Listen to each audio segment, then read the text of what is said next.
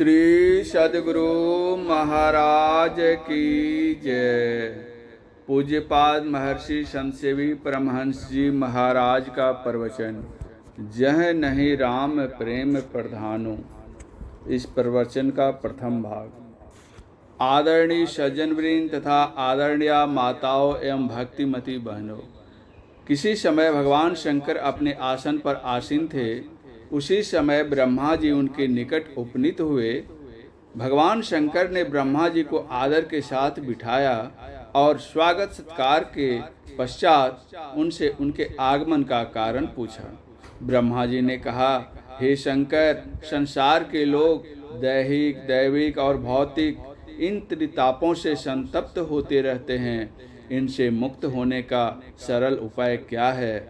भगवान शंकर ने उत्तर दिया, योगहीनं कथं ज्ञानं मोक्षदं भवति भो, योगोपि ज्ञानहीनस्तु न क्षमो मोक्ष कर्मणि, तस्मान् ज्ञाना च योगं मोक्षि दृढ़ं व्यसेत्।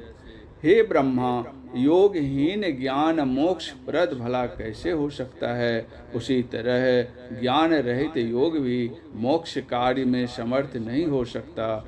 इसलिए मुमुक्षु को ज्ञान और योग दोनों का अभ्यास दृढ़ता के साथ करना चाहिए। भगवान बुद्ध से भी किसी ने इस संबंध में पूछा था, तो उन्होंने भी यही उत्तर दिया, नत्थि ज्ञानं अपंजस पंजा नत्थि अजायतो यमि ज्ञानं च पंजा चौसौ वे निब्बान संतिके। ज्ञान के बिना ध्यान नहीं, ध्यान के बिना ज्ञान नहीं। जो ज्ञान और ध्यान दोनों रखते हैं, निर्वाण के समीप हैं। किसी ने गोस्वामी तुलसीदास जी से पूछा कि इस विषय में आपका क्या विचार है? वे कहते हैं, जोग कुजोग ज्ञान अज्ञानो, जह नहीं राम प्रेम प्रधानो।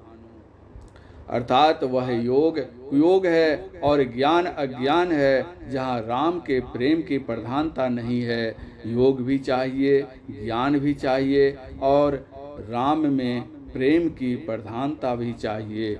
इसलिए ज्ञान, योग और भक्ति इन तीनों की आवश्यकता है। इन तीनों में से किसी एक को हटा दीजिए तो पूर्णता नहीं आएगी। जैसे एक पक्षी के पर, पूंछ और पग ये तीनों चीजें होती हैं, तब वह आकाश में उड़ सकता है। इन तीनों में से किसी एक को हटा दीजिए तो वह पक्षी आकाश में उड़ नहीं सकता। जिस तरह इस भौतिक जगत में एक पक्षी को उड़ने के लिए इन तीनों चीजों की आवश्यकता है, उसी तरह अध्यात्म जगत में गमन करने के लिए ज्ञान, योग और भक्ति ये तीनों अनिवार्य हैं। इन तीनों में से किसी एक की कमी होने से वह आगे नहीं बढ़ सकता। हलवा बनाते समय उसमें आटा, चीनी और घी डालते हैं। इन तीनों में से किसी की भी कमी होने से हलवा ठीक नहीं बनेगा। तीनों की मात्रा भी निश्चित होती है, तभी हलवा अच्छा बनता है। अवश्य ही किसी को मीठा अधिक पसंद है तो वह चीनी की मात्रा बढ़ा देता है, किसी को कम मीठा पसंद है तो वह चीनी की मात्रा घटा देता है, लेकिन चाहिए ये तीनों ही। उसी तरह से ज्ञान, योग और भक्ति ये तीनों आवश्यक हैं। अवश्य ही कोई ज्ञान की प्रधानता देते हैं, कोई योग की प्रधानता देते हैं और कोई भक्ति की प्रधानता देते हैं। आचार्य विनोबा भावे जी के लिए कहा जाता है कि उनके दादाजी को मिठाई खाने का बड़ा शौक था। भावे जी की दादी जी उनको मिठाई बनाकर दिया करती थी। जब जब वे मिठाई बनाकर देती थी, उनके दादाजी कहा करते थे, मिठाई तो अच्छी बनी है, लेकिन थोड़ी चीनी की मात्रा बढ़ा देती तो अच्छा रहता। उनकी दादी जी चीनी की मात्रा और बढ़ा देती। दूसरे दिन जब भावे जी के दादी जी पुनः मिठाई खाते,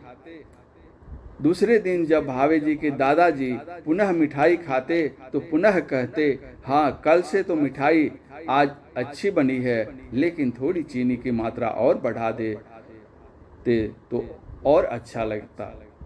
इस पर उनकी दादी जी चीनी की मात्रा और बढ़ा देती।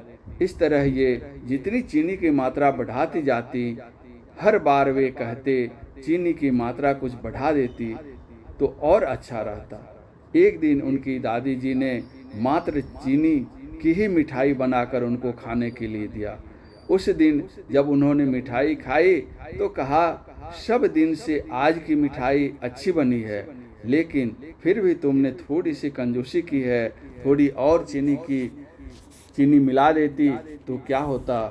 तब भावे जी की दादी जी ने कहा, आज तो सारी मिठाई सिर्फ चीनी की बनी है, अन्न तो इसमें है ही नहीं, अब इसमें और चीनी कैसे मिलाऊं? आप कहते हैं कि मैंने कंजूसी की है। तात्पर्य यह है कि किसी को अधिक मीठा पसंद होता है तो किसी को कम मीठा अच्छा लगता है। उसी तरह कोई योग पर जोर देते हैं, कोई ज्ञान पर जोर देते हैं और कोई भक्ति पर जोर देते हैं, लेकिन तीनों का सामंजस्य चाहिए। ज्ञान कहते हैं जानने को, जब तक हम जानेंगे नहीं तो करेंगे क्या? हमें कुछ करना है तो बिना जाने कैसे करेंगे? हमको चलना है लेकिन रास्ता मालूम नहीं कि किधर जाना है, कहाँ जाना है, तो कैसे जाएंगे? इसलिए आरंभ में कुछ ज्ञान का होना आवश्यक है। गोस्वामी तुलसीदास जी ने कहा है, जाने बिनु न होई प्रतीति, बिनु प्रतीति होई नहीं प्रीति, प्रीति बिना नहीं भक्ति दृढ़ाई, जिमी खगेश जल कै चिकनाई। जब तक हम किन्हीं को जानते नहीं हैं तब तक हम उनका सत्कार नहीं करते। कोई व्यक्ति किस श्रेणी के हैं, जब तक हमारे अंदर यह ज्ञान नहीं आएगा, जानकारी नहीं आएगी, तब तक हम उस श्रेणी का सत्कार नहीं कर सकते हैं। जब हम जान लेते हैं कि ये अच्छे हैं, तब हमारा उन पर विश्वास हो जाता है। जिन पर हमारा विश्वास नहीं होगा तो उनसे हमारा प्रेम नहीं होगा, और बिना प्रेम की जो भक्ति होती है, सेवा होती है, वह उसी तरह की होती है जिस तरह जल की चिकनाई, अर्थात वह टिकाऊ नहीं होती है। तेल घी की चिकनाई तो टिकती है, लेकिन पानी की चिकनाई लगाकर देखिए, पानी सूख गया तो चिकनाई खत्म।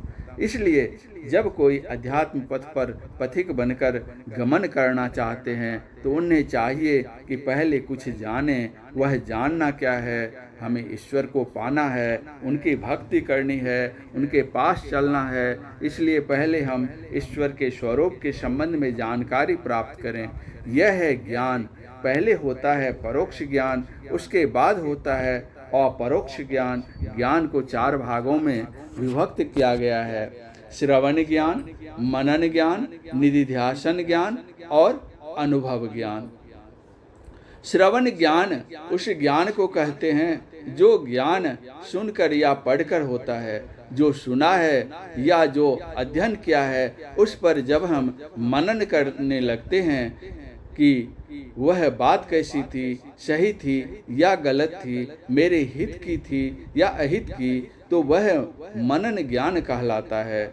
जब विचार करके या मनन करके हम निर्णय कर लेते हैं और उस पर चलने लगते हैं या अभ्यास करने लगते हैं, तो वह निधिध्यासन ज्ञान कहलाता है। चलते चलते जब रास्ता तय हो जाता है, तब जो ज्ञान होता है वह अनुभव ज्ञान कहलाता है। श्रवण ज्ञान को सामान्य अग्नि के समान, मनन ज्ञान को बिजली के समान, निधिध्यासन ज्ञान को बरबानल के समान और अनुभव ज्ञान को महाप्रलय की अग्नि के समान कहा गया है। हमने जो सुना या हमने जो अध्ययन किया वह सामान्य ज्ञान सामान्य अग्नि के समान है। सामान्य अग्नि थोड़ी सी वर्षा हुई कि बुझ जाएगी।